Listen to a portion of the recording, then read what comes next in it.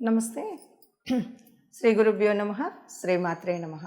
ఆదిత్యాయ చ సోమాయ మంగళాయ బుధాయ గురు శుక్ర శనిభ్యే రాహవే కేతవే నమ.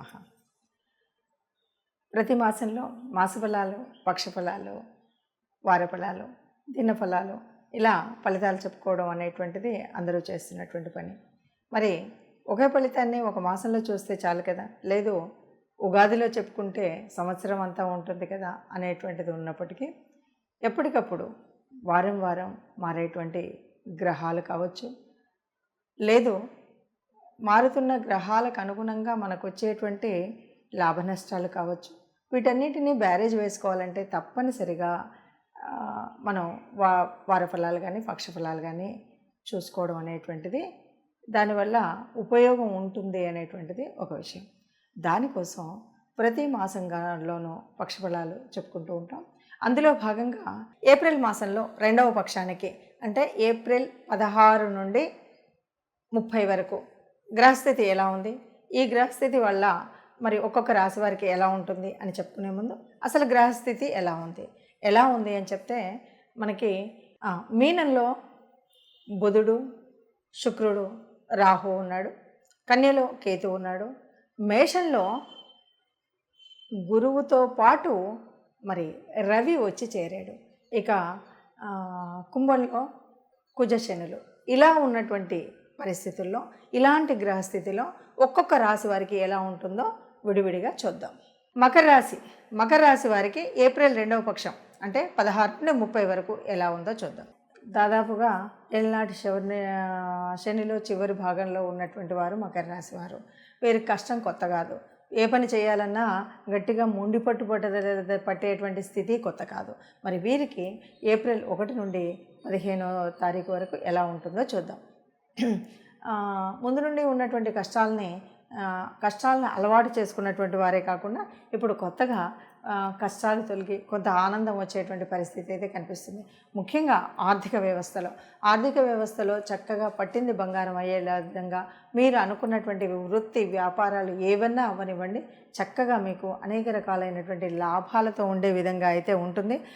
కొద్దిగా కార్యభార్యం అయితే ఉంటుంది, ఎందుకంటే కష్టం లేకుండా ఫలితం అనేటువంటిది ఉండడం అనేటువంటిది అంతగా ఎక్కడ చూడం కాబట్టి కొద్దిగా ఏ పని చేస్తున్నా కొద్దిగా కార్యభారం, ఆ పని వల్ల కొంత అలసట, ఆరోగ్యము, కొద్దిగా శ్రమ పడ్డం ఇలాంటివి మాత్రం చేయాల్సి వస్తుంది. అలా చేసినప్పుడు చక్కటి ఫలితం వస్తుంది. అట్లాగే ఉద్యోగస్తులు ఎవరైనా ఇప్పటికే ఉంటే మాత్రం ప్రభుత్వ ఉద్యోగులు అవనివ్వండి, ప్రైవేట్ కానివ్వండి, కొంత ఉన్నటువంటి చోటనే పదోన్నతి దొరికేటువంటి పరిస్థితి ఉంది.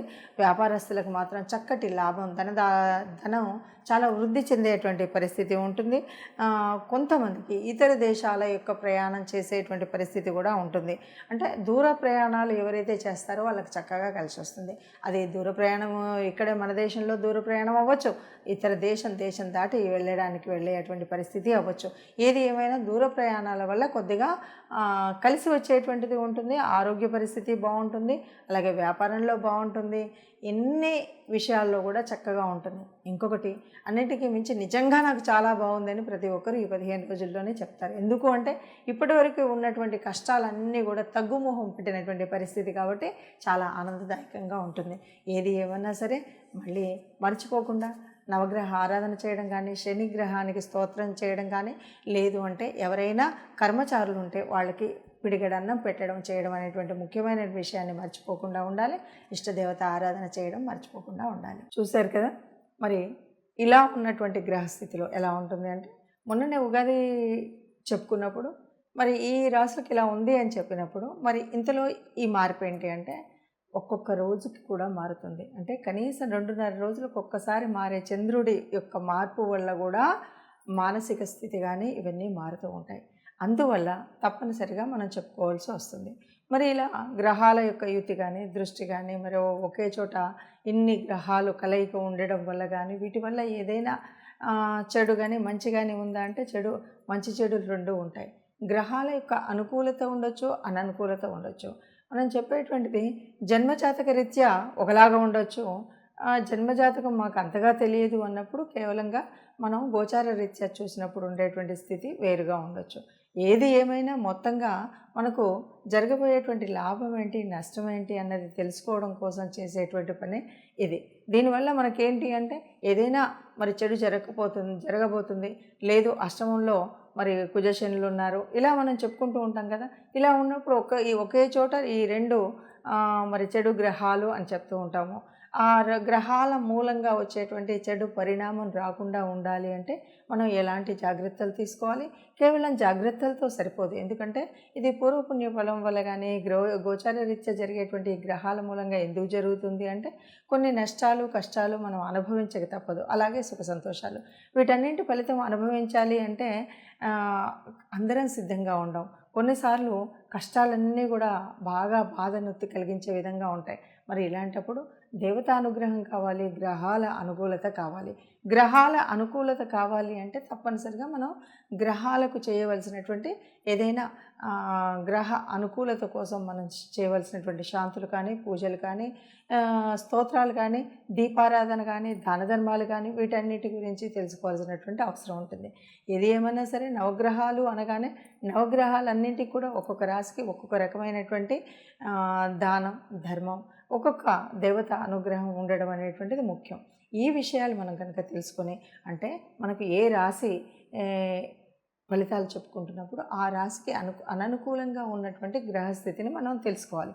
ఈ గ్రహస్థితిని తెలుసుకోవడం కోసమే చేసేటువంటి ప్రయత్నం ఈ ప్రయత్నం.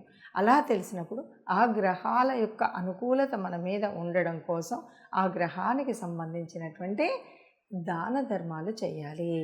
అలా చేసినప్పుడు మనకు కొంతలో కొంత ఉపశమనం అనేటువంటిది ఉంటుంది. అలాగే తప్పనిసరిగా ఎవరికి ఏ దేవుడు ఎలా ఉన్నా సరే ఇష్టదేవత అనేటువంటి వాళ్ళు ఉంటారు. కాబట్టి ఇష్టదేవత అనుగ్రహం కూడా ఉంటే తప్పనిసరిగా మనకున్నటువంటి కష్టాలు అంత కష్టంగా అనిపించకుండా అవి కడతేరిపోతాయి. కాబట్టి కష్టాల నుండి ఈదాలి అంటే తప్పనిసరిగా మనం దేవత ఆరాధన, అలాగే అననుకూలంగా ఉన్నటువంటి గ్రహాల యొక్క అనుకూలం కోసం నవగ్రహ ఆరాధన చేయడం అనేటువంటిది మర్చిపోకుండా మీకు వస్తే ప్రతినిత్యం కూడా నవగ్రహ ఆరాధన, నవగ్రహ స్తోత్రాలు ఏవైతే ఉన్నాయో అంటే జపాకుసుమ సంకాశం దగ్గర మొదలు పెట్టుకొని మళ్ళీ రాహుకేతుల గ్రహ వరకు అంటే అక్కడి వరకు కూడా మనం స్తోత్రాన్ని చదువుకోవడం.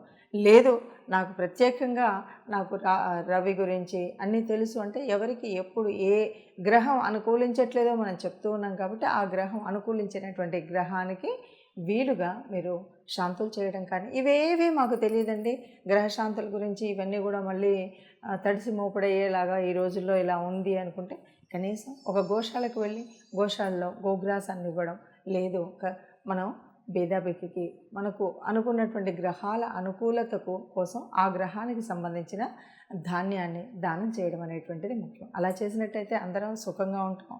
ఆ సుఖంగా ఉండాలి. అలా సుఖంగా ఉండే వాళ్ళల్లో మనం కూడా ఉండాలని ఆశిస్తూ సర్వే జన సుఖినో భవంతు.